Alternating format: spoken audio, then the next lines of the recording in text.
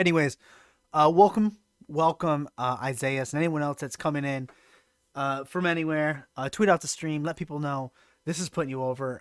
We have a great time talking wrestling, all sorts of wrestling, other sports, culture, I guess. Look at that timing. We'll get this after because our guest is here, Shaul Guerrero. So let me see if I. Hi. Let me. Welcome. Let me hit my correct little stream deck button here. Boom, please everything work. Oh, look at that. Phenomenal. Phenomenal in my notes. I'm good to go. How you doing tonight? I'm awesome. I'm so excited. This is my first interview I've done on Twitch. Oh yeah. Yeah, you can only find me on Twitch. I've been told before, do the wrestling content on YouTube. Do it on YouTube. It's got a bigger following on YouTube. I was like, but I love Twitch. I love being live. That's the thing. You never know what can happen live. Anything. No, definitely. And I love the connection with the fans because you get it. It's instantaneous and you get to address everything that you want to address. It's awesome. I love Twitch. It's great here. Yeah. And we spoke to your husband not too long ago. He's big into Twitch, doing his thing over sorry. there. You're sorry. It's okay. He didn't bury us too much. It wasn't that bad. We did him a favor, I guess. But I learned. I'm just kidding. He's my favorite person. I learned a new phrase that night, and it's drinking like an adult, and I use it all the time now. Oh. Yeah, you got to drink like an adult. So that was the best wife eye roll I've ever seen. Because I've had that lecture so many times. Yeah. And I'm like, well, I don't drink like an adult. I don't do that. He's over there with his glass, like spinning it and sniffing it during the show, and I'm sitting here just drinking my Rolling Rocks. Oh, I got to drink like an adult. Honestly, I'll hang out with you because I do the same thing. He's sipping his bourbon and I'm there shooting JMO. And I'm just like, yeah, that's fine. It's fine. I was like, I know nothing. I go, maybe I'll get a shot here or there, but give me some beer and I'll be good to go. So that's fun. I'm totally with you, and I wish I could get the nuances of it all. But he's so good at it. I'm so proud of him because I'm like, wow, he's doing this competition for Bardstown next month, and he's just has his hands in so many things, and I'm so proud of him. I'm like, I just don't understand what he's saying when he's like, this bottle's really good, and he tells me about all the flavor profilings, and I'm just like, yeah, we could have gone. I don't know. We could have gone on, but you got your hands in a lot of things too. You're a jack of all trades, I guess.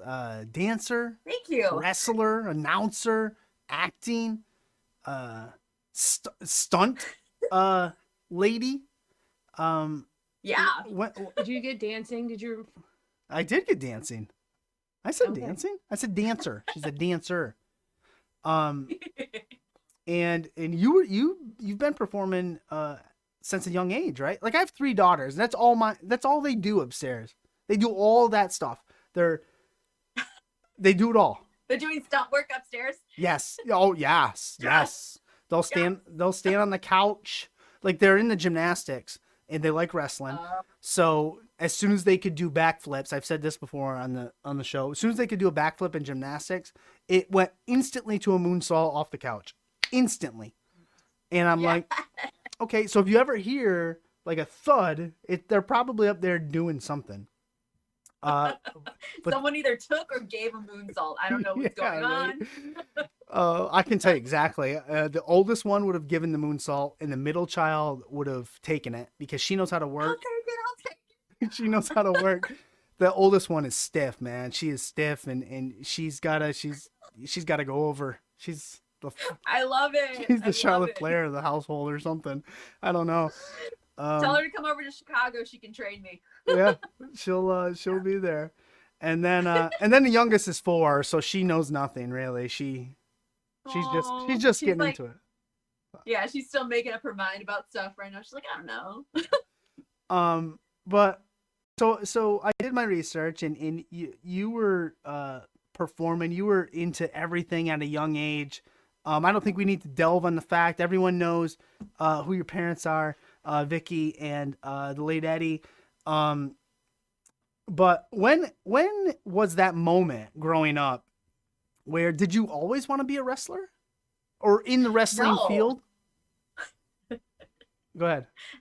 No, I didn't want to be a wrestler at first. Honestly, like I was very much like I wanted to be a backup dancer for like the biggest artists. Like at the time, it was Britney Mm-hmm. and it was Christina and J Lo. I wanted to be like their backup dancer or singer, and yeah, that was always the big dream. I mean, don't get me wrong though. Like Yeah. I loved going to the shows when I was a kid, especially like getting up into my preteen teen years. Like I really enjoy just like seeing what they would do out there, just being like so kick-ass and awesome, and seeing them put their match together, being in these beautiful costumes and clothes. I absolutely loved it.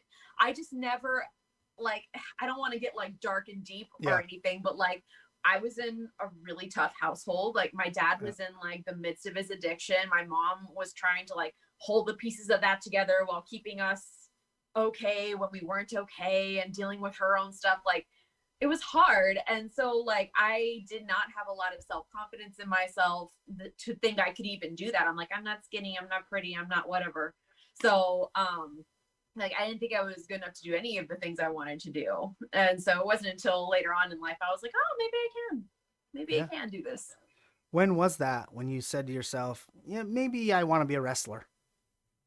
Honestly, like I wish I could tell you like I Yeah. had my own epiphany and I didn't. It was John Laurinaitis, like saw me when I was like a lot older. I came to one of the shows after my dad passed and everything like that, and mom was consecutively working with WWE. And he took notice in me because I was like all grown up and everything, and I showed some interest in wrestling, and he was like, give her a tryout. And I was like, are you kidding? Like, you think I could even try out? And he was just like, yeah, we'll see what you got. And so I got hooked up with that, and I took my first bump, did my first promo, and I was like, maybe, I mean, don't get me wrong, it totally sucked because it was the first time I've ever done anything like that, but I was like, I did it. Like, that's crazy. Yeah. Maybe I can do this. So yeah, it wasn't until like John Laurinaitis kind of took notice and was just like, I think she's got something. So yeah. So I know that you were down in FCW, the beginnings of NXT, down there. So you were in FCW. You were in both of them. They merged together. And Yep. did was it that time down in FCW? I guess you just said that it was that time that you made you realize this is something you can do. You saw your potential, even though maybe your promo was not the best. But you did see your potential down there. But you had to have felt, I mean, you had to have felt pressure. Was pressure put on you because of your name and who you are? So let me like be very transparent and Yes. be like, no one ever came up to me and said you need to be as good as your dad, Right. and your promo needs to be on the level of your mother's. No one ever told me that, but it was implied. Like it was just like, we have high expectations of you. Like there are expectations, and like, you know, like, oh, try and snap it like your dad, or try and do that, which is like totally valid because I want to do things like my dad. Right. Like of course I want to. God, he's Eddie fucking Guerrero. Of course I want to move like Right. it. You know what I mean? Yeah. Of course. But like, I mean, yeah, there was a lot of there was pressure. I put a lot of pressure on myself because that's how I'm built as a human. Yeah. I'm strung, I'm high strung, I want to be perfect kind of thing. But then there's also a crap load of other pressures because you're in the ring. At the time, the women's roster was quite small. Like there was 8 of us all battling every single day to be like the top girl in all the trainers' minds of like, yeah, you know, they're the next one going up kind of thing. And like there was so much pressure every single day, even in like just training, you know, like you got to perform, you got to be the best. And if you have a bad day, it's not like, I had a shit day, whatever. No, like if you have a bad day, like you have anxiety about it, like, oh, I hope they don't think I don't have potential anymore or something. It's a lot of pressure on everybody there for sure. But yeah, a little extra from me, A little, I think, because of the name. Yeah. And just like you said, just who you are as a person, striving to give 110% every time out there anyway. So even like you said, they didn't put any pressure on you, but there was, and It's like unspoken yes, pressure. You know, it's a lot of unspoken pressure. And my family, yeah, like, I think they're trying to tell me to be the best that I can and whatnot. But then there's also this, like, I think it's the way we've grown up. Like, Guerreros yeah, just were really intense, yeah. and which is like, that's great, but it's also like, it's a lot. It's kind of a lot to take on and to live up to. Those are, I mean, all my uncles, my dad had to fill my grandfather's wrestling boots, and those Yep. were big wrestling boots to fill. So Yeah, I mean, one of the most legendary wrestling families ever, ever. Right there, you go. Um, but well, so what resonates most with you from your time in FCW? Because you had your time in FCW, then you took your, I guess, yeah, you took your break, mm-hmm. and then came back and it was NXT then. But so I mean, what resonates most? What did you take away from your time at FCW? Honestly, I grew up a lot. Yeah. Like, you got to grow up a lot. It's just, you have to take care of you, not only, and like, looking back, I really wish I would have like known more about mental health and Mm-hmm. kind of more about myself as a person. I mean, I started at 19, and like, nobody has their crap together at 19. We're all just figuring it out. And I didn't realize before I got signed that I was already having like disordered eating and stuff like that, and disordered thoughts, to where like getting thrust into any kind of what do you call it, just performing arts program, let alone living, breathing WWE like 24/7, was going to escalate that. And so I think, like, honestly, like, what I could take away from it was like, I grew up a lot, I learned a lot about myself, I think more on the darker spectrum. And if I could go back, honestly, and like tell myself anything, it would just be like, believe in yourself, know that you can do it, and go with your gut more, kind of thing. So like, yeah, just take care of ourselves. Balance, man. Try and find balance. I listened to the interview you had. I guess this can't really be called an interview when it's done with your mom, can it? I mean, I don't know if you can do that. You're just shooting the shit, pretty much. Yeah, right. And Yeah. and you mentioned it earlier. You had the dark place. You had a eating disorder. I guess I'm not out of line in saying that, right? No. And Yeah. but what you talked about with your mother, I thought resonated with me. You know, as a father of three daughters, and they're gonna be growing up, and they're gonna have those same type of pressures in whatever they do. Unfortunately, they're going to. And some of the stuff that you said, giving advice to younger women, and the stuff you've learned from it, and getting comfortable with yourself, would you like to touch on that a little bit? I would.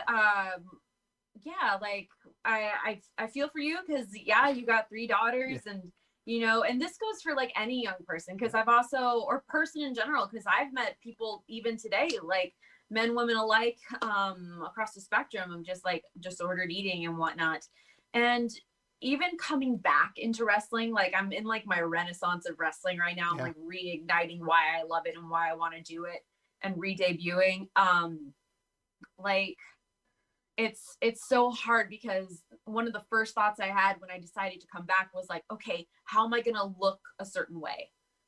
And I think that was like my top priority at WWE and NXT, was like, how am I going to look the part? How am I going to like prove to them like how much I want it? And it wasn't with my wrestling ability. It was like, how do I look? And I think that was my disordered mind talking. And so I think, like, knowing no matter what you want to do, whether it's wrestling, dancing, whatever drives you, you are worthy right now. You are worthy right now. Not when you're 10 pounds lighter, not when you like are this ideal distorted thing in your mind, because I think the media distorts what beauty is and what, you know, to accept. You know what I mean? It's just like, try and find acceptance with yourself as you are right now. And of course, continue to try and be a better you wherever that is. But I think just knowing like you are enough at this point. Yeah. So go do what you want to do and try and love yourself while you're doing it. That's all I would have to say. That's awesome. That's great. The things I took away, I wrote down. You said, you know, be comfortable with yourself, who you are, and be human. Be human. We're human. I mean, that's just what we are. And yes, that was for great. better or for worse, that's what we are. Exactly. So where do I want to go? So all right. So your time FCW, you went away. You came back to NXT. But your time ran out there. You got let go, released, I guess is the best term, from NXT. Did that just set you back, mindset wise, as far as wrestling goes, being let go at that time? Absolutely. Yeah. Absolutely. I mean, it was a dumb I'm not question. gonna lie. Yeah, I bet. Yeah, no, it kind of broke me a little. And I guess just because like I was having such a hard time. Like my neck was just so messed up. I was in so much pain every single day that when I decided to step back and go into like a more speaking role, I was like, okay, I think this will work out because that's where I've always been strongest. I am not gonna ever tell people like I'm a supreme athlete. I know I'm not a springy motherfucker. I know that. Mhm. I know I am not a crazy athlete. I'm like I'm an entertainer. I'm more of a ground and pound kind of girl. That's fine. But like I knew I had the speaking down. I'm like I can cut a promo. And so I thought that I was going to have a new opportunity, a new life, even though I was sad. I was kind of stepping back from wrestling. And like, I thought the company was in sync with me. And when they weren't, I was like, I felt like, so I guess just, I attached my worth a little bit too much to what I was doing as a job. So I think I thought I was worthless. Like I don't have any talent. And I took like a 3-year break from performing altogether. Right. After that. Yeah. I had to refine myself again. I had to go, yeah. But I mean, it's a learning process, I guess. The silver lining of things. What was that thing that ignited your performing? You take that 3-year break. How did you get back into performing? Because you didn't go right back into what you're doing now, you know? You had your dancing, the Vaudettes. What kindled it? What lit that fire again? That Latino heat. Yes. No, I'm sure the puns are intended. But so I think literally a week after I got let go. I don't even think it was a full week, honestly. Like I just threw myself full bar into something else that wasn't performing. And I was like, okay, let's see if you're smart. And I put myself in this like extremely rigorous veterinary nursing program. And so I was just full on into that, like for the next like 2.5 years. I was pretty like, you can ask my husband, like if you guys do this again, like I was studying like way into the late night, waking up early morning for clinics. It was crazy. But like honestly, I just was feeling empty, like something like I wasn't doing what I was actually passionate about. Like I feel like something I've learned in my 20s was just like find the thing that's worth all the bullshit. Yeah. Like if you're doing a job and you're like it's not worth it, then that's clearly not what you're supposed to be doing. So performing in any capacity has always been worth all the bullshit. Yeah. Like plain and simple. So I auditioned for a stunt show and I got it. And I was like, okay, maybe I do have talent after all. And then it just kind of snowballed from there. I kept getting shows until finally I've been like, I think I'm ready to wrestle again. So and we're gonna get to those because you are a busy lady, at least coming up here, doing a lot of stuff. Thank you. Yeah. AEW. Your mother's there, doing phenomenal stuff because it's all natural to her as well. You did some announcing there, and I did. You did, and my question is, what's it like to basically introduce your mom? Like I thought about it from my like, what would I have done if I was out there introducing my mom to come out? Legendary, Hall of Famer, in my mind. What was that like? Honestly, besides it being like such an honor to be there in the first place Right. because I was like marking out hardcore that I got to see like old friends again, and I got to announce some girls like that I do WoW with. Like I got to announce like Diamante here at AEW. I was so excited, and it was just a ball. But getting to announce my mother, I remember I felt so excited and honored.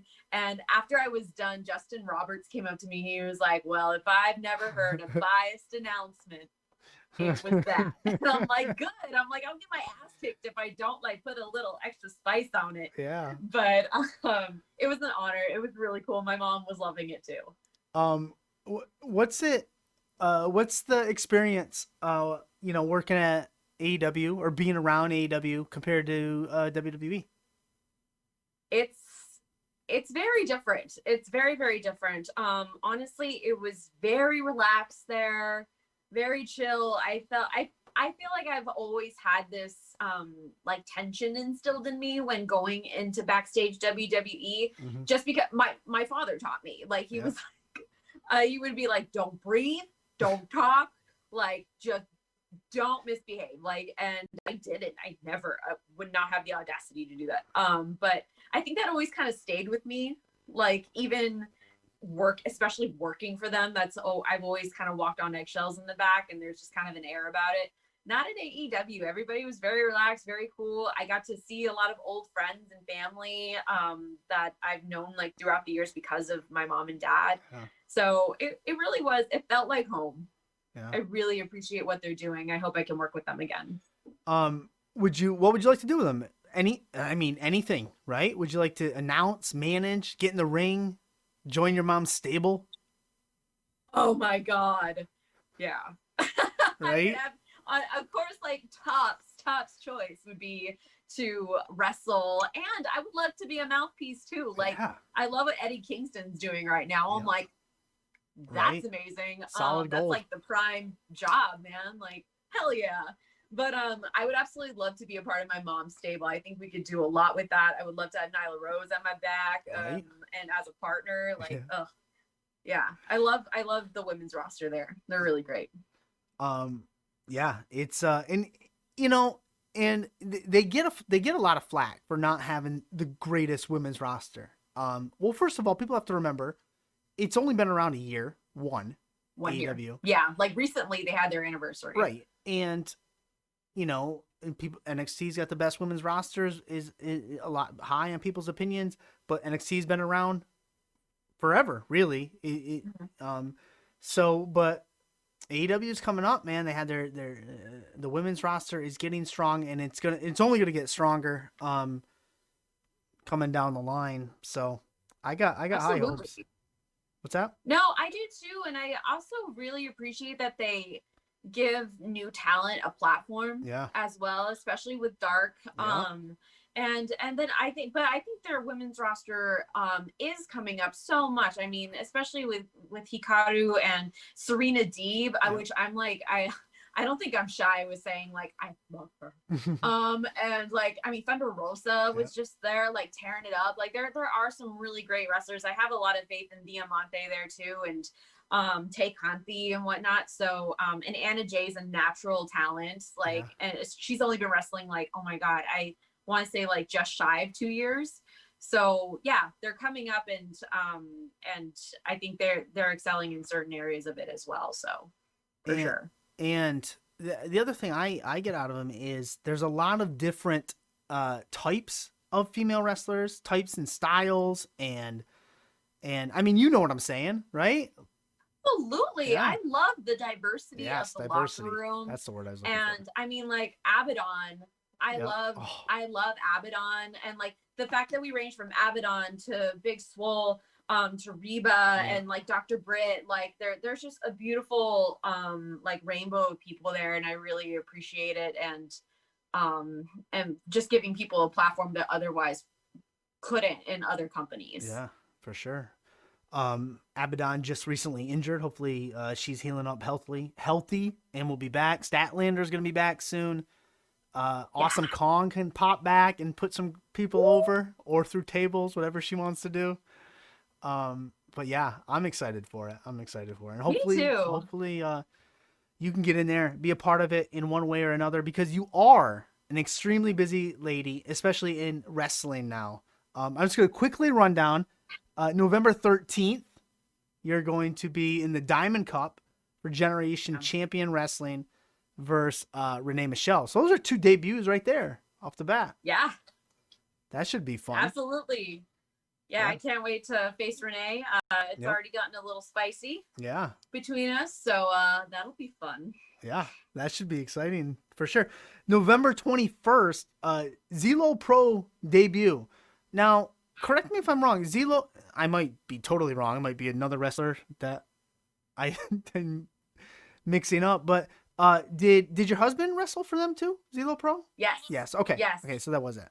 So yes, he was recently on their November 17th show. Okay. Or not November. Oh my God. October 17th. Yeah, it's that type of year for sure. Yeah. Yeah.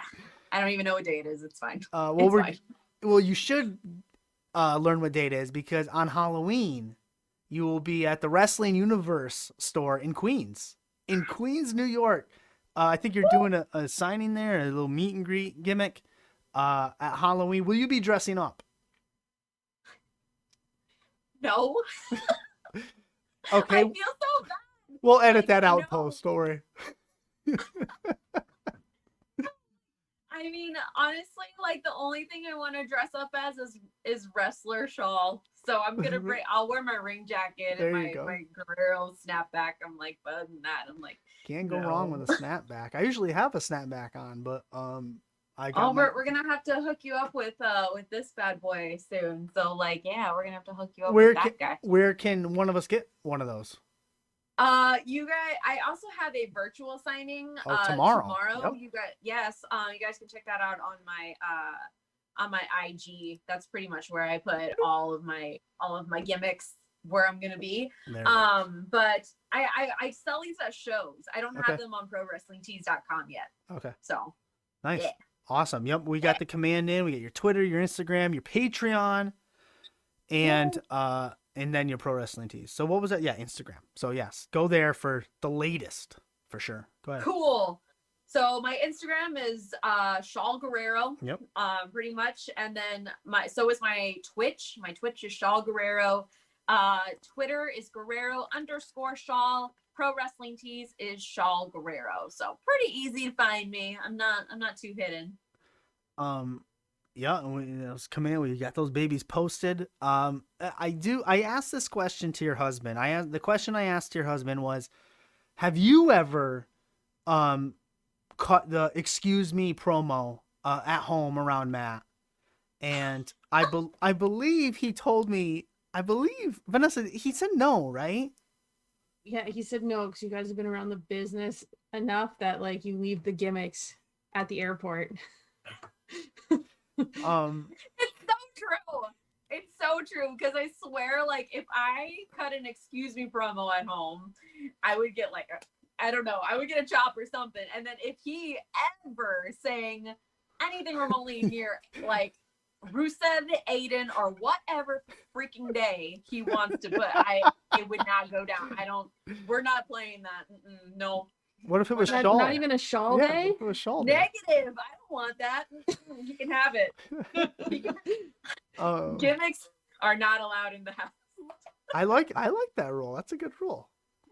Yeah, we're around it so much, and and I feel bad like when fans are like, "What do you think of like this match, this match, this match?" And I'm like, valid, like absolutely, like I wish I could watch all the wrestling, but one, I think right now I'm in my own little wrestling bubble. I'm so focused on November 13th right now and my own training that I guess I'm not as into everything else, because I'm so nervous. I'm so like hopped up in anticipation for it, and also we don't have cable, so we have to like wait a minute before I can catch up. And usually, like last night was AEW NXT night. I'm training, so I feel kind of bad. I'm like, if I'm not watching wrestling, it's because I'm training or doing the 8 other things I'm trying to do. Yes. Oh my goodness.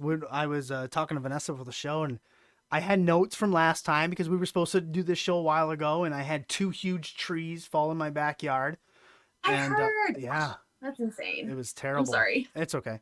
So I had all the notes, but then I wanted to add all these upcoming shows and plugs, and I was like, man, this girl is just everywhere now. And you got a cameo and the signings and the matches and the good grief. I know I'm getting anxious, and then next week Vaudette rehearsals start up, which is like I'm like, well, I should have my wind up by the time the match rolls around. Yeah. Hopefully. So I don't know. We'll find out. For sure. Awesome stuff. What we like to do at the end of every show, Shaul, is I'm gonna give you a proverbial mic. You love to talk, so I'm gonna give you a proverbial mic.